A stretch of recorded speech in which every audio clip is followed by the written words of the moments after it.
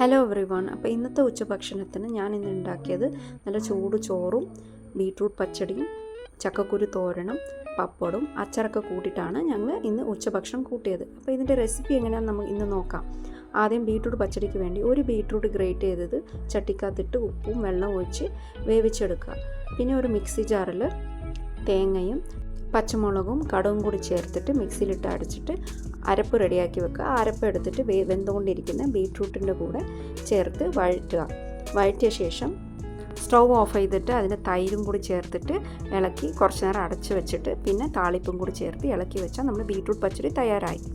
അടുത്തത് നമ്മൾ ചക്കക്കുരു തോരൻ എങ്ങനെയാണെന്ന് നോക്കാം. ആദ്യം ചക്കക്കുരു കഴുകി അരിഞ്ഞ് വെക്കുക. പിന്നെ ഒരു മിക്സി ജാറിൽ തേങ്ങയും 2 പച്ചമുളകും സവാള ഇട്ട് അരപ്പ് റെഡിയാക്കി വെക്കുക. പിന്നെ നല്ല ചൂടായ ചട്ടിയിൽ എണ്ണ ഒഴിച്ചിട്ട് കടുകും പൊട്ടിച്ചിട്ട് പച്ചമുളകും കരിവേപ്പിലയും സവോളയും ചേർത്തിട്ട് വഴറ്റിയെടുക്കുക. അതിൻ്റെ കൂടെ ഈ അരിഞ്ഞു വെച്ച ചക്കക്കുരും ചേർത്തിട്ട് ഉപ്പ് ഇട്ട് വഴറ്റുക. പിന്നീട് ഇതിൽ ഇച്ചിരി മഞ്ഞൾപ്പൊടിയും ഇച്ചിരി വെള്ളം ഒഴിച്ചിട്ട് അടച്ചു വെച്ച് കുറച്ച് നേരം വേവിച്ചെടുക്കുക.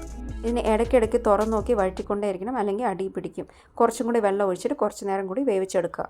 പിന്നെ നമ്മൾ മിക്സി ജാറിൽ അരപ്പ് തയ്യാറാക്കിയത് അതും കൂടി ചേർത്തിട്ട് വഴറ്റിയ ശേഷം അതിൻ്റെ കൂടെ ഇച്ചിരി വെള്ളം കൂടി ഒഴിച്ചിട്ട് ഉപ്പും കൂടി ചേർത്തിട്ട് അടച്ചു വെച്ച് വേവിക്കുക.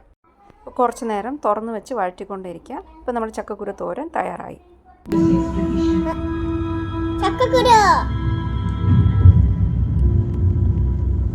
Enjoy this meal. Enjoy this meal. Taste. चाहे कुछ भी हो जाए.